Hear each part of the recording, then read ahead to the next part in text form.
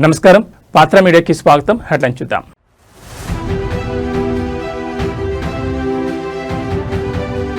MLA గారికి ఇసుకపై ఉన్న సోయి రైతుపై ఏది? నాగర్ కర్నూలులో సెగలు పుట్టిస్తున్న ఇసుక రాజకీయం.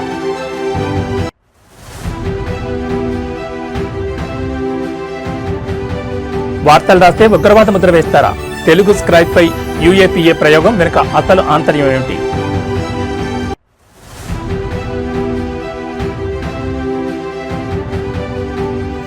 రేవంత్ సర్కార్ కీలక నిర్ణయం. రాష్ట్ర బీసీ సంక్షేమ శాఖ సలహాదారుడుగా వి హనుమంతరావు.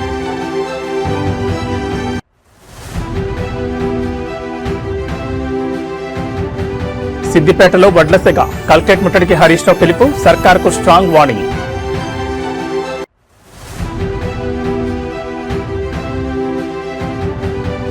దురందర్ 2 హిట్ జోష్లో రణవీర్. ఆగస్టు నుంచి ప్రళయ్ విధ్వంసం షురు. ఇక డీటెయిల్స్ చూస్తే నాగర్ కర్నూలు నియోజకవర్గంలో ఇసుక రాజకీయం సెగలు పుట్టిస్తోంది. స్థానిక ఎమ్మెల్యే తీరుపై నియోజకవర్గ ప్రజలు, రైతులు తీవ్రస్థాయిలో ఆగ్రహం వ్యక్తం చేస్తున్నారు. ఎమ్మెల్యేకి ఇసుక లారీలపై ఉన్న శ్రద్ధ రైతుల లారీలపై లేదంటూ విమర్శలు వెలువెత్తున్నాయి. దుందిబి నది నుంచి ప్రతిరోజు ఎన్ని వందల లారీలు ఇసుక అక్రమంగా తరలిపోతుందో ఎమ్మెల్యేకి స్పష్టమైన లెక్కలు తెలుసని, కానీ అదే మార్కెట్ యార్డుకు తన నియోజకవర్గ రైతులు ఎన్ని లారీల పంటను తీసుకొస్తున్నారో పట్టించుకునే తీరిక లేదని ప్రజలు ధ్వజమిస్తున్నారు. ఇసుక మీద ఉన్న సోయి ఆరుగాలం కష్టపడి పండించిన రైతు మీద ఎందుకు లేదని వారు ప్రశ్నిస్తున్నారు.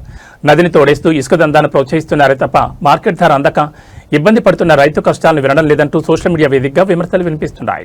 ఇవాళ ఎక్కడ పోతున్నది? ముఖ్యమంత్రి, మంత్రి, ఎమ్మెల్యేలు అందరు ఫెయిల్ అయినరు. వాళ్ళకు ప్రజల కష్టాల మీద అవగాహన లేదు, కృషిక మీద ఉన్న అవగాహన రైతుల పక్షాన లేదు. ఇవాళ నాగర్ కర్నూలులో ఎమ్మెల్యే కృషిక మీద ఉన్నటువంటి ధ్యాస రైతుల మీద లేదు. దుందుబి నదిలో ఎన్ని లారీలు పోయినావో చెప్తాడు, కానీ మార్కెట్ యార్డ్కి ఎన్ని లారీలు వచ్చినావో ఆయనకు తెలియదు. దుందుబి నదిలో ఎన్ని లారీలు పోయినావో ఆయనకు తెలుసు, కానీ మార్కెట్ యార్డ్కి ఎన్ని లారీలు వచ్చినామో తెలియదు ఆయనకు. దుందుబి నార్ నుంచి ఎంత కలెక్షన్ వచ్చిందో ఎమ్మెల్యేకి తెలుసు, కానీ ఇక్కడ ఎన్ని సంచులు ఉన్నావో స్థానిక ఎమ్మెల్యేకి తెలియదు. ఇట్లాంటి ఎమ్మెల్యేలు ఉండడం వల్ల ఇలా మీరు ఈ దుస్థితికి మా తీసుకొచ్చిన ప్రజలు మోసపోయారు. మీ హామీలను చూసి మిమ్మల్ని చూసి ఓటేయాలి, మీ గొప్పతనం చూసి ఓటేయాలి, మీ వంశాన్ని చూసి ఓటేయాలి, నువ్వు పెద్ద పోటుగడవని చూసి ఓటేయాలి. మార్పు నీ దొంగ హామీలతోటి, 420 హామీలతోటి 6 గ్యారంటీలు నమ్మి సూతం. కేసీఆర్ 10,000 ఇచ్చిండు కదా, 15,000 వస్తుంది మోసపోయిన కేసీఆర్. కానీ అసలు మోసకారులని ఇప్పుడు అర్థమైపోయింది. ఇప్పటికైనా మిమ్మల్ని మళ్ళీ మీరు అధికారంలోకి రావాలంటే, మీరు అధికారం ఎట్లవుతారు గుట్టి మాటలు, కానీ మీరు ఇప్పటికైనా 2 ఏళ్ళు 3 ఏళ్ళు రైతుల పక్షాన ఉండి రైతులకు న్యాయం జరిగే విధంగా చేయండి. తెలంగాణలో అధికార పక్షం తీరు ఇప్పుడు తీవ్ర చర్చనీయాంశంగా మారింది. ప్రభుత్వ లోపాలను ఎత్తి చూపితే చాలు ఉగ్రవాద ముద్ర వేస్తారా? ప్రశ్నించే గొంతుకులపై అత్యంత కఠినమైన యూఏపీఏ చట్టాన్ని ప్రయోగిస్తారా? ఇప్పుడు ఇదే అంశం రాష్ట్ర మీడియా రంగాల్లో కలకలం రేపుతోంది. ప్రముఖ డిజిటల్ మీడియా సంస్థ తెలుగు స్క్రైబ్ ను సంబంధించి ప్రభుత్వం తీసుకున్న చర్యలు అనేక అనుమానాలకు, విమర్శలకు దారితీస్తున్నాయి. ప్రభుత్వం చేస్తున్న తప్పిదాలను సాక్ష్యాధారాలతో సోషల్ మీడియాలో పోస్ట్ చేసినందుకు గాను తెలుగు స్క్రైబ్ సంస్థకు ప్రభుత్వం యూఏపీఏ కింద నోటీసులు జారీ చేసింది. సాధారణంగా దేశద్రోహులు, ఉగ్రవాదులపై ప్రయోగించే ఈ చట్టాన్ని కేవలం వార్తలు రాస్తున్న ఒక మీడియా సంస్థపై ప్రయోగించడంపై మేధావులు మండిపడుతున్నారు. తెలుగు స్క్రైబ్ కు పంపిన నోటీసులో ఆ లేఖను పంపిన అధికారి పేరు స్పష్టంగా లేఖ హెడ్ మీద ఉంది. ఒకవేళ ఇది అంతర్గత భద్రతకు సంబంధించిన సీక్రెట్ ఆపరేషన్ అయితే ఆ అధికారి పేరును ఇలా బహిరంగంగా బయటపెట్టడం రిస్క్ కదా. రేపు అదే పేరు ఉగ్రవాదుల చేతికి చిక్కితే అధికారి ప్రాణాలకు రక్షణ ఇవ్వను. నోటీసులు ఇవ్వడంలో ఉన్న అత్యుత్సాహం అధికార భద్రతను విస్మరించిందా? గతంలో ఫోన్ ట్యాపింగ్ కేసులో ఉన్నట్లు ఆరోపణలు ఎదుర్కొంటున్న ఒక సీనియర్ జర్నలిస్ట్ను ఇందులో ఇన్వాల్వ్ చేయడం వెనుక ఆంతర్యం ఏమిటి? ప్రభుత్వం తన తప్పులను కప్పించుకోవడానికే పాత కేసులను సాకుగా చూపుతోందా? రాష్ట్రంలో రేవంత్ సర్కార్ వైఫల్యాలను ప్రజల్లోకి తీసుకెళ్తున్న వారిని భయపెట్టడమే లక్ష్యంగా ఈ నోటీసులు ఇచ్చారనే ఆరోపణలు వెలువెత్తున్నాయి. వార్తలు రాస్తే ఉగ్రవాద చట్టాలా, లేక ప్రభుత్వ భద్రతా వైఫల్యాలను భయపెట్టినందుకు కక్ష సాధింప? సదరు నోటీసులో అధికారి పేరు బహిర్గతం చేయడంపై ఇప్పుడు ఇంటెలిజెన్స్ వర్గాలను చర్చ మొదలైంది. మరి ఈ వ్యవహారంపై ప్రభుత్వం ఎలా స్పందిస్తుందో చూడాలి. తెలుగు స్క్రైబ్ అనే ఒక ఆన్లైన్ మీడియా ఛానల్ నిజాలు నిర్భయంగా చెప్తా ఉంటే, రేవంత్ రెడ్డి ప్రభుత్వం చేస్తున్న దారుణాలను ప్రజల ముందు ఆధారాలతో సహా, వీడియోలతో సహా సోషల్ మీడియా మాధ్యమాల్లో పెడతా ఉంటే, ఇంకొక టెర్రరిస్టుల సమాచారం సేకరించాల్సిన ఒక డిపార్ట్మెంట్, ఆ డిపార్ట్మెంటు ట్విట్టర్కు లెటర్ రాస్తుంది. ఆ లెటర్ అంతా కూడా ఇప్పుడు సోషల్ మీడియాలో పూర్తిగా దేశం అంతా కూడా సర్క్యులేట్ అవుతుంది. మొత్తం దేశంలో ఉండే ఫేమస్ జర్నలిస్టులు అది కూడా దీన్ని ఖండించారు. ఆ లెటర్ రాసిన అధికారి, లెటర్ హెడ్, ఆయన పేరు రాసిండ్రు. ఆయన పేరు రేపు లష్కర్ ఏ తోయబాకు తెలియదని గ్యారంటీ ఏమిటి? అల్ ఖైదాకు తెలియదని గ్యారంటీ ఏమిటి? జైషే మహమ్మద్కు తెలియదని గ్యారంటీ ఏమిటి?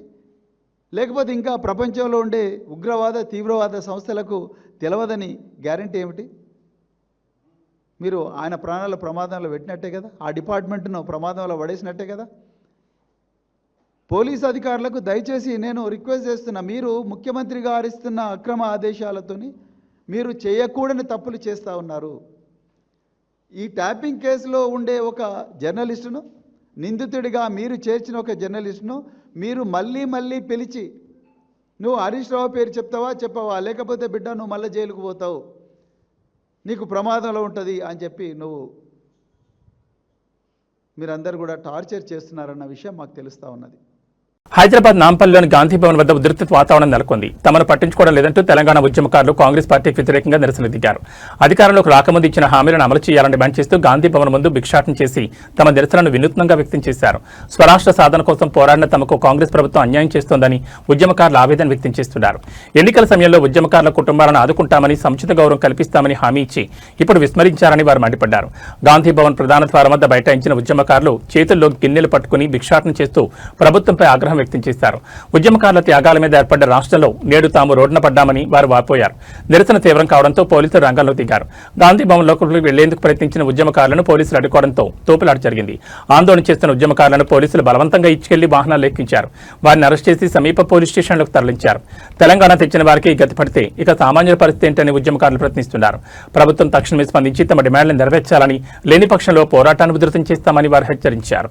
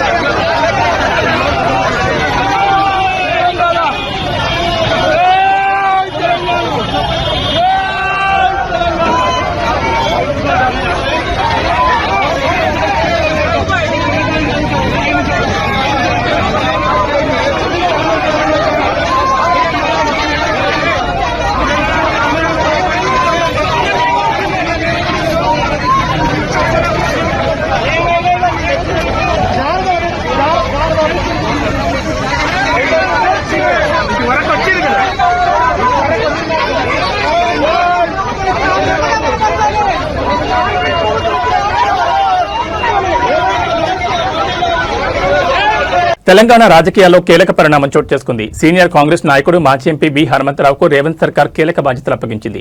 ఆయనను రాష్ట్ర బీసీ సంక్షేమ శాఖ సలహాదారుగా నియమిస్తూ ప్రభుత్వం ఉత్తర్వులు జారీ చేసింది. దశాబ్దాలుగా వెనుకబడిన వర్గాల గొంతుగా ఉన్న వి హనుమంతరావు సేవలను గుర్తించిన తెలంగాణ ప్రభుత్వం ఆయనను బీసీ సంక్షేమ శాఖలో సలహాదారుగా నియమించింది. బీసీల అభివృద్ధి, వారి సంక్షేమ పథకాల అమలు మరియు వెనుకబడిన తరగతుల అభివృద్ధికి సంబంధించిన అంశాల్లో ఆయన ప్రభుత్వానికి మార్గదర్శకత్వం వహించనున్నారు. మొదటి నుండి బీసీల హక్కుల కోసం జాతీయ స్థాయిలో పోరాడిన నాయకుడిగా వీహెచ్కు మంచి గుర్తింపుంది. సీనియర్ నాయకుల అనుభవాన్ని పరిపాలనలో ఉపయోగించుకోవాలని రేవంత్ రెడ్డి వ్యూహంలో భాగంగానే ఈ నియామకం జరిగినట్లు రాజకీయ వర్గాలు విశ్లేషిస్తున్నాయి. రాష్ట్రంలో బీసీ కులగణన, రిజర్వేషన్లు మరియు ఇతర సంక్షేమ పథకాలు అమలవుతున్న తరుణంలో ఆయన నియామకం ప్రాధాన్యత సంతరించుకుంది. తన నియామకం పట్ల వి హనుమంతరావు హర్షం వ్యక్తం చేస్తూ బీసీల అభ్యున్నతికి తన సాయశక్తులు కృషి చేస్తానని తెలిపారు. ఈ సందర్భంగా ఆయనకు పలువురు నాయకులు మరియు కార్యకర్తలు శుభాకాంక్షలు తెలియజేస్తున్నారు.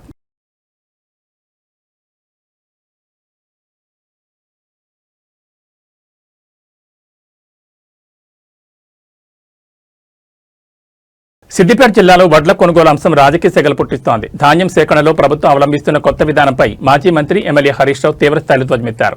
రైతుల సహనాన్ని పరీక్షించొద్దని, వెంటనే వడ్ల కొనుగోలు ప్రక్రియను వేగవంతం చేయాలని జిల్లా కలెక్టర్కు స్ట్రాంగ్ వార్నింగ్ ఇచ్చారు. సిద్దిపేట జిల్లాలో ఆన్లైన్ ద్వారా వడ్ల కొనుగోలు ప్రక్రియను ప్రవేశపెట్టడం వల్ల సామాన్య రైతులు తీవ్ర ఇబ్బందులు పడుతున్నారని హరీష్ రావు మండిపడ్డారు. టెక్నికల్ సమస్యల పేరుతో రైతులను కళ్లాల దగ్గరే పడిగాపులకు ఆయించడం సరికాదని ఆయన హితవు పలికారు. ఆన్లైన్ నిబంధనలతో రైతులను వేధించకుండా గతంలో అమలు చేసిన పాత పద్ధతిలోనే తక్షణమే వడ్ల కొనుగోలు ప్రారంభించాలని డిమాండ్ చేశారు. రాబోయే 2-3 రోజుల్లో జిల్లా వ్యాప్తంగా కొనుగోలు కేంద్రాల్లో ధాన్యం సేకరణ పూర్తి స్థాయిలో మొదలు కావాలని అల్టిమేటం జారీ చేశారు. ఒకవేళ ప్రభుత్వం యంత్రాంగం నిర్లక్ష్యం వహిస్తే 5,000 మంది రైతులతో సిద్దిపేట కలెక్టరేట్ ముట్టడిస్తామని ఘాటుగా హెచ్చరించారు. చేతికొచ్చిన పంటను అమ్ముకోవడానికి రైతులు పడుతున్న ఇబ్బందులను చూస్తూ ఊరుకోబోమని, అన్నదాతల పక్షాన పెద్ద ఎత్తున పోరాటానికి సిద్ధమని హరీష్ రావు స్పష్టం చేశారు. మరి ఈ హెచ్చరికలపై జిల్లా యంత్రాంగం ఎలా స్పందిస్తుందో చూడాలి. ఒక ప్యాడీ క్లీనర్ ఇస్తే కొట్టుకుంటున్నారు. ఒక ప్యాడీ క్లీనర్ తో 100 కుప్పలు ఎప్పుడు సాఫ్ కావాలి? 4 ప్యాడీ క్లీనర్లు ఇయ్యండి, ఆ జాలీలు మార్పియండి, టార్పలిన్ కవర్లు ఇయ్యండి అమ్మ. చిన్న ఊరు ఉంటుంది, పెద్ద ఊరు ఉంటుంది. ఒక ఊరికి ఏరియా పెద్దది ఉంటుంది. ఇప్పుడు నారాయణరావుపేట మండల హెడ్ క్వార్టర్, నేను నారాయణరావుపేటలో ఉన్నా. దీనికి 4 ఇచ్చినా తక్కువనే జల్లెళ్ళు, 2 ఇస్తే ఎక్కడ అందుతాయి? ఆ జల్లెల్లో కూడా ఒక జాలి పనిచేస్తలేదు. లేదమ్మా, ఇప్పుడు వడ్లు ఇప్పుడు కొత్తగా పండలేదు. కలెక్టర్ గారు మీరు ఏమనుకోవద్దు, మీరు రైతు బిడ్డనే.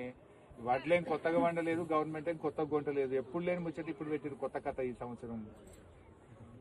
నిజం చెప్తున్నాను నేను దయచేసి మంత్రి గారికి కూడా ఇప్పటిదాకా అదే చెప్పిన. మీతో మంత్రి గారితో నా వినవి, ఎప్పటిలాగా గత సంవత్సరం కొన్నట్టు ఏ ఊరు మిల్లు ఆ ఊరికి పెట్టండి, ఫటాఫట్ లేపండి దయచేసి.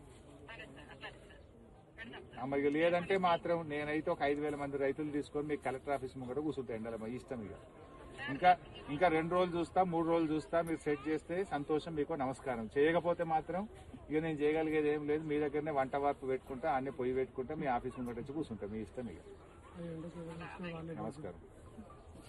భాగ్యనగరంలోని వివిఐపి ఏరియాగా పేరున్న బంజారాహిల్స్ లోని నీటి కష్టాలు ముదిరిపోయాయి. గత 5 రోజులుగా చుక్కనీరు రాక ఇందిరానగర్ బస్తీ వాసులు తీవ్ర అవస్థలు పడుతున్నారు.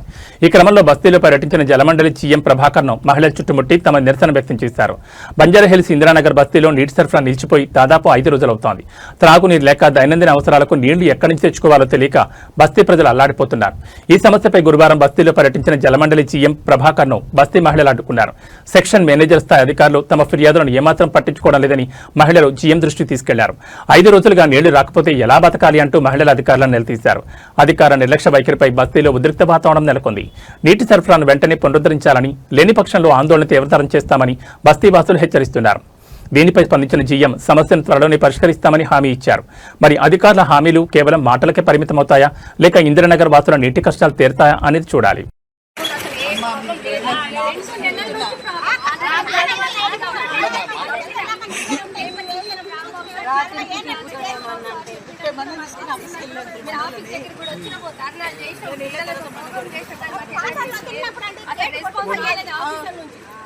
రాంబాబు సార్ చెప్పి ఈ రోజుకి 6వ రోజు, 1 రోజు 2 రోజులు కాదు సార్, ఇది 6వ రోజు ఈ ఇందిరానగర్కి. ఇంకా మా గల్లీకి వాటర్ రాలేదు.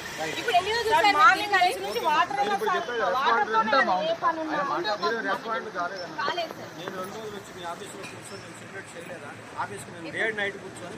రాష్ట్ర పరిపాలనా కేంద్రం అత్యంత కట్టుదిట్టమైన భద్రత ఉండే తెలంగాణ సచివాలయం ఇప్పుడు ఒక చీటర్ అడ్డాగా మారిందా? కాకి డ్రెస్ వేస్తే చాలు ఎవరైనా లోపలికి వెళ్ళొచ్చా?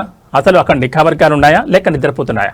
ముఖ్యమంత్రి రేవంత్ రెడ్డిని కల్పిస్తానంటూ ఏకంగా సెక్రటరియట్ లోపలే వీడియోలు చేసిన ఒక ఘరానా మోతగాడు ఉదంతం ఇప్పుడు రాష్ట్రంలో సంచలనం రేపుతోంది. నిఖిల్ అనే ఒక కేటగాడు పాత బస్తీలో పోలీస్ డ్రెస్ కొని తాను ఒక పోలీస్ ఆఫీసర్ అని నమ్మిస్తూ ఏకంగా సచివాలయంలో ప్రవేశించాడు. అంతటితో కాకుండా నేను సీఎం రేవంత్ రెడ్డి కల్పిస్తాను, ఐపీఎల్ టికెట్ ఇప్పిస్తానంటూ సెక్రటరియట్ ప్రాంగణంలోని రీల్స్ చేసి సోషల్ మీడియాలో వదిలాడు. ఈ వీడియోలు వైరల్ అయి నెట్జన్లు చేత్కరించుకునే వరకు మన నిఘా విభాగాలకు కనీస సమాచారం లేకపోవడం రేవంత్ సర్కార్ పనితీరుకు అద్దం పడుతోంది. నిఖిల్ మీద ఇప్పటికే ఏపీలో పలు చీటింగ్ కేసులున్నాయి. అలాంటి వ్యక్తి పోలీస్ డ్రెస్ వేసుకుని లోపలికి వస్తుంటే అడ్డుకోవాల్సిన సెక్యూరిటీ ఏం చేస్తోంది? సోషల్ మీడియాలో వీడియోలు ఎత్తి చూపే వరకు ప్రభుత్వం ఎందుకు స్పందించలేదు? ఇది నిఘా వర్గాల వైఫల్యం కదా? కాంగ్రెస్ ప్రభుత్వం ఏర్పడిన తర్వాత ఇలా ఫేక్ ఐడెంటిటీతో లోపలికి రావడం ఇది మొదటిసారి కాదు. ఇప్పటికే డజన్ మంది ఇలాగ ప్రవేశించారంటే భద్రత ఎంత అస్తవ్యస్తంగా ఉందో అర్థం చేసుకోవచ్చు. ఒకవైపు భద్రతా లోపాలను కప్పిపుచ్చుకోలేక ప్రభుత్వం సతమతమవుతుంటే మరోవైపు ఈ లోపాలను ఎత్తి చూపుతున్న సోషల్ మీడియా హ్యాండిల్స్ పై యూఏపీఏ వంటి కఠిన చట్టాలతో కేసులు పెడతామని బెదిరించడం రేవంత్ రెడ్డి మార్క్ పాలనకే చెల్లినట్టు విపక్షాలు మండిపడుతున్నాయి. తప్పును సరిదిద్దుకోవాల్సింది పోయి ప్రశ్నించే గొంతు నొక్కే ప్రయత్నం చేయడం ఎంతవరకు సమంజసమని ప్రజలు ప్రశ్నిస్తున్నారు. సెక్రటరియట్ అంటే సామాన్యుడికి కోట, కానీ చీటర్లకు మాత్రం కేక్ వాక్లా కనిపిస్తోంది. పోలీస్ డ్రెస్ వేసుకుని నిఖిల్ అని చీటర్ చేసిన హల్చల్ చూస్తుంటే తెలంగాణ నిఘా వ్యవస్థ పడకేసిందని స్పష్టమవుతోంది. ఇలాంటి లోపాలు ఎత్తి చూపితే కేసులు పెడతారా లేక భద్రతను సరిదిద్దుకుంటారా అనేది చూడాలి. హాయ్, అందరికి నమస్తే. నేను రేవంత్ రెడ్డి సెక్యూరిటీ ఏరియా అంటే నా ఆఫీస్ దగ్గర ఉన్నా. ఎవరన్నా రేవంత్ రెడ్డిని కలవాలంటే నాకు మెసేజ్ చేయండి, లైక్ చేయండి, ఇంకొకరికి షేర్ చేయండి.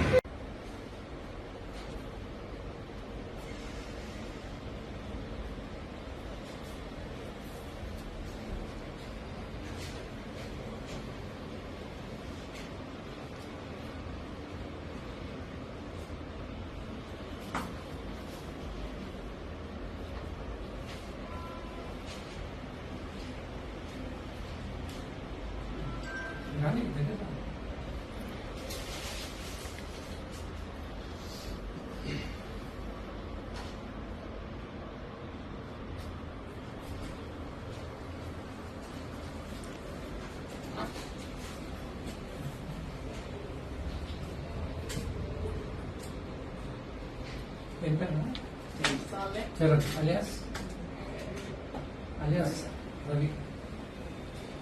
ఎవరు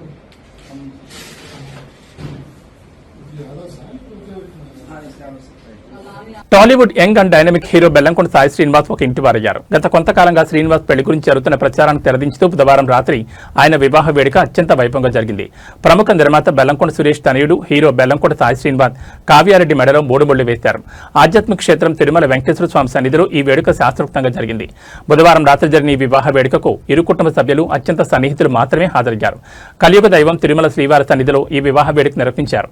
కావ్యారెడ్డితో సాయి శ్రీనివాస్ కొత్త జీవితాన్ని ప్రారంభించారు. అతి కొద్ది మంది అతిథుల మధ్య ప్రైవేట్ వేడుకగా ఈ పెళ్లి జరిగింది. త్వరలోనే టాలీవుడ్ ప్రముఖుల కోసం హైదరాబాద్ లో గ్రాండ్ గా రిసెప్షన్ ఏర్పాటు చేసే అవకాశం ఉన్నట్టు తెలుస్తోంది. వెండి తెరపై మాస్ యాక్షన్ హీరోగా మెప్పించిన సాయి శ్రీనివాస్ ఇప్పుడు నిజ జీవితంలో పెళ్లికొడుకుగా కొత్త ఇన్నింగ్స్ స్టార్ట్ చేయడంతో అభిమానులు సోషల్ మీడియా వేదికగా శుభాకాంక్షలు తెలుపుతున్నారు. కొత్త దంపతులు నిండు నూరేళ్లు సుఖ సంతోషాలతో ఉండాలని కోరుకుంటున్నారు.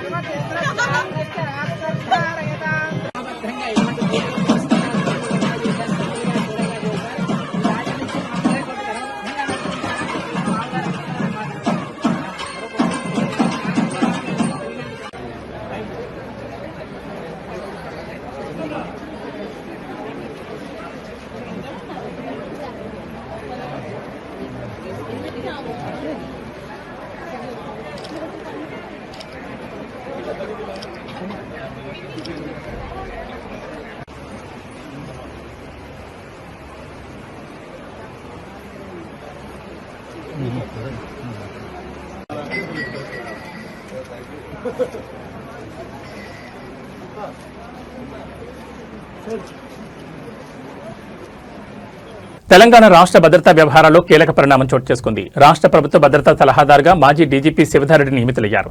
ఈ మేరకు రాష్ట్ర ప్రభుత్వం ఉత్తర్వులు జారీ చేసింది. అత్యంత సమర్థుడైన పోలీసు అధికారిగా పేరున్న శివధారెడ్డి సేవలను వినియోగించుకోవాలని ప్రభుత్వం నిర్ణయించింది. రాష్ట్రంలో శాంతి భద్రతల పరిరక్షణ, భద్రతాపరమైన వ్యూహాలు మరియు నిఘా విభాగాల పనితీరుపై ఆయన ప్రభుత్వానికి తగిన సూచనలు, సలహాలు అందించనున్నారు.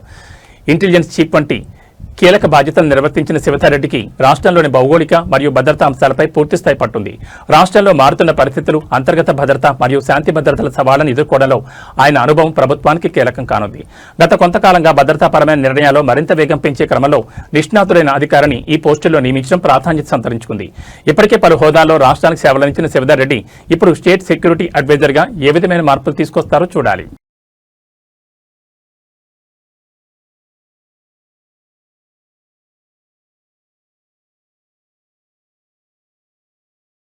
ఆరుకాలం కష్టపడి పండించిన పంట రేపో మాపో ఇంటికి వస్తుందనుకున్న తరుణంలో విధి వంచింది. విద్యుత్ అధికారుల నిర్లక్ష్యమో లేక దురదృష్టమో తెలియదు కానీ షార్ట్ సర్క్యూట్తో 5 ఎకరాల మొక్కజొన్న పంట అగ్నికి ఆహుతైపోయింది. ఖానాపూర్ నియోజకవర్గం పెంబి మండలంలో చోటు చేసుకున్న ఈ ఘటన ఒక రైతు కుటుంబాన్ని రోడ్డున పడేసింది. పెంబి మండల పరిధిలో విద్యుత్ తీగలు ఒకదానికొకటి తగిలి షార్ట్ సర్క్యూట్ సంభవించింది. దీంతో ఒక్కసారిగా మంటలు చెలరేగి పక్కనే కోతకు సిద్ధంగా ఉన్న మొక్కజొన్న చేనుకు వ్యాపించాయి. మంటలు ఎగిసిపడడంతో సుమారు 5 ఎకరాలకు పైగా పంట పూర్తిగా కాలిబూడిదైపోయింది. అప్పులు తెచ్చి రాత్రింబవళ్లు కష్టపడి సాగు చేసిన పంట కళ్ల ముందే బూడిదవడంతో ఆ రైతు కుటుంబం కన్నీరు మున్నీరవుతోంది. లక్షలాది రూపాయల పెట్టుబడి నష్టపోవడంతో దిక్కుతోచని స్థితిలో పడిపోయారు. చేతికొచ్చిన పంట నోటికి అందలేదంటూ బాధితులు ఆవేదన వ్యక్తం చేస్తున్న తీరు స్థానికులను కలిచివేస్తోంది. విద్యుత్ శాఖ అధికారుల పర్యవేక్షణ లోపం వల్లే ఈ ప్రమాదం జరిగిందని స్థానికులు ఆరోపిస్తున్నారు. ప్రభుత్వం తక్షణమే స్పందించి సర్వే నిర్వహించి తమను ఆర్థికంగా ఆదుకోవాలని బాధితుడు వేడుకుంటున్నారు. పంటను నమ్ముకున్న రైతుకు ఈ విపత్తు కోలుకోలేని దెబ్బ. అధికారులు స్పందించి బాధితుడికి న్యాయం చేయాలని స్థానికులు కోరుతున్నారు.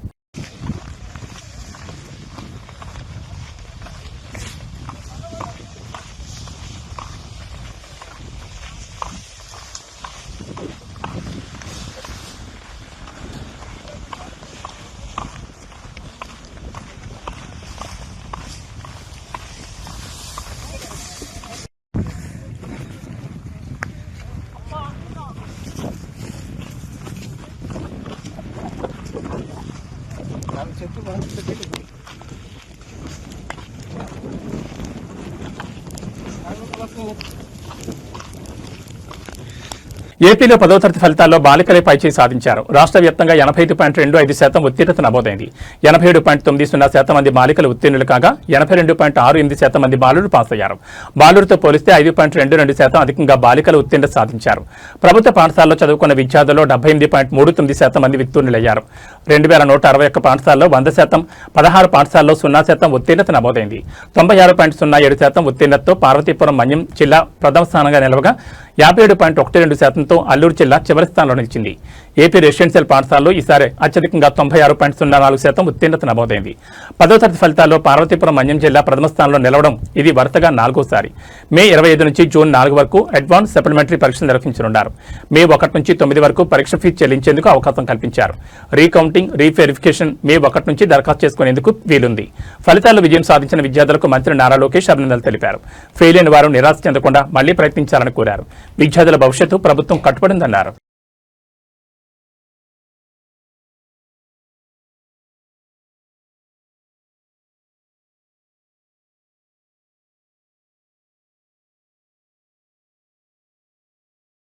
తన 32 ఏళ్ల పోలీస్ జీవితంలో అనేక అనుభవాలు, జ్ఞాపకాలు మిగిలాయని తెలంగాణ డీజీపీ శివధర్ రెడ్డి అన్నారు. గురువారం ఆయన పదవి విరమణ పొందుతున్న సందర్భంగా హైదరాబాద్ పోలీస్ అకాడమీలోని పరేడ్ గ్రౌండ్ లో పోలీసు ఉన్నతాధికారులు గౌరవ వీడ్కోలు పలికారు. ఈ సందర్భంగా శివధర్ రెడ్డి మాట్లాడుతూ తనను ప్రోత్సహించిన ప్రతి ఒక్కరికి ప్రత్యేక కృతజ్ఞతలు తెలిపారు. పాత పోలీసింగ్ విధానాలతో పోలిస్తే ఇప్పటి పరిస్థితుల్లో పెద్ద మార్పులు వచ్చాయని అన్నారు. పోలీస్ ప్రజల మధ్య దూరం తగ్గించేందుకు ఫ్రెండ్లీ పోలీసింగ్ విధానం అమలు చేసినట్టు చెప్పారు. ప్రభుత్వ విధానాలకు అనుగుణంగా పోలీసింగ్ చేపట్టినట్టు చెప్పారు. డీజీపీగా అవకాశం ఇచ్చినందుకు సీఎం రేవంత్ రెడ్డికి కృతజ్ఞతలు తెలిపారు. యువ పోలీస్ అధికారులు శాఖకు మంచి పేరు తీసుకురావాలని విజ్ఞప్తి చేశారు. కొత్త డీజీపీగా నియమితులైన సివి ఆనంద్కు అభినందనలు తెలిపారు. పదవి విరమణ పొందుతున్న డీజీపీ శివధర్ రెడ్డికి నూతన డీజీపీగా నియమితులైన సివి ఆనంద్ అభినందనలు తెలిపారు. 32 ఏళ్ల పాటు శివధర్ రెడ్డి ప్రజలకు విశిష్ట సేవలు అందించారని కొనియాడారు. నక్సలిజం ప్రభావిత ప్రాంతాల్లో కీలకంగా పనిచేశారని, ఎన్కౌంటర్లు, మావోయిస్టుల సరెండర్లో కీలక పాత్ర పోషించారని అన్నారు. కేంద్ర ప్రభుత్వం తీసుకొచ్చిన ఆపరేషన్ కగార్ విజయవంతంగా అమలు చేసినట్టు చెప్పారు. భారీగా మావోయిస్టుల ఆయుధాల స్వాధీనం, లొంగుబాటు సాధన కోసం కృషి చేశారు. తెలంగాణ గౌరవాన్ని కాపాడడం పోలీస్ బాధ్యతగా పేర్కొన్నారు. 2016 నుంచి కలిసి పలువురు అధికారులతో కలిసి పనిచేశారని, వారి సూచనలు స్వీకరించేందుకు సిద్ధంగా ఉండాలని సివి ఆనంద్ పేర్కొన్నారు. Now we have the 3 cheers, Jai Jaikar for the DGP sir.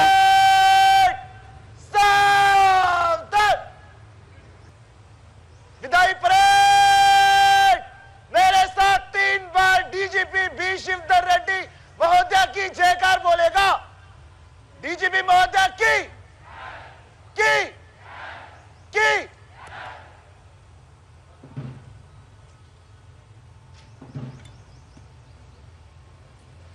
विदाई परेड जनरल सल्यूट सलाम शस्त्र. The last general salute by the contingents. Emotions raising.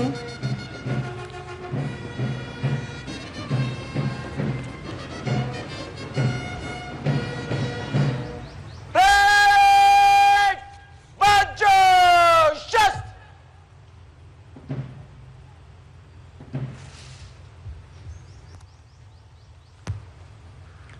There we have the parade commander, all set to take permission for the Nishkraman of the parade. विदाई parade को निष्क्रमण करने की आज्ञा प्रदान करें श्रीमान.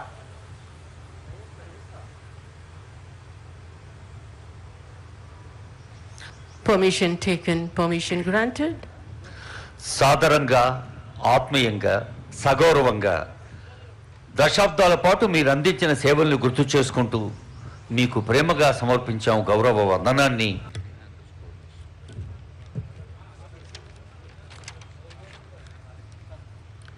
Today the whistle blows, the lights glow dim, the uniform rests, yet memories brim. Years of service, each and every stride, a life of honor with duty as guide.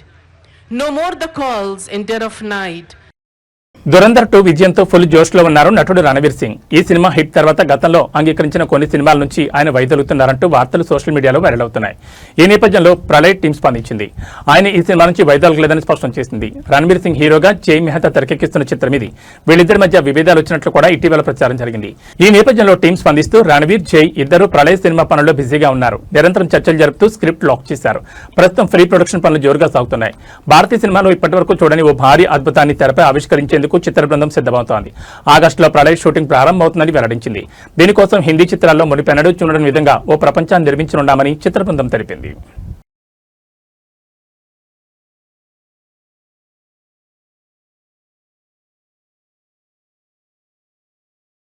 Ambedkar Konaseema జిల్లా రాజోల్ మండలం రుద్రవారి మెరక గ్రామానికి చెందిన ఇంటిపల్లి రామారావు అలియాస్ శ్రీరామ్ అలియాస్ రాము engineering పట్టభద్రుడు వ్యసనాలకు బానిసే అప్పులు పాలయ్యాడు.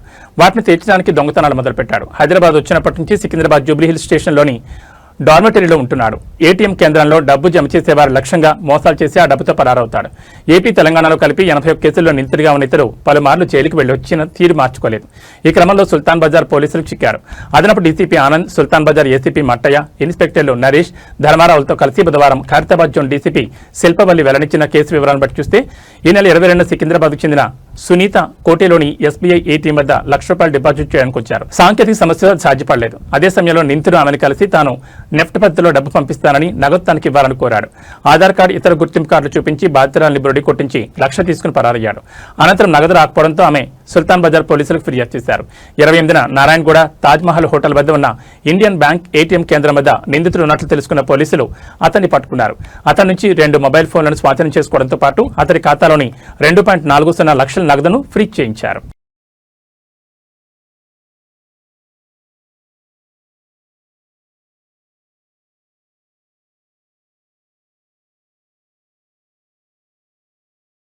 AB bulletin విశేషాలు. నమస్కారం.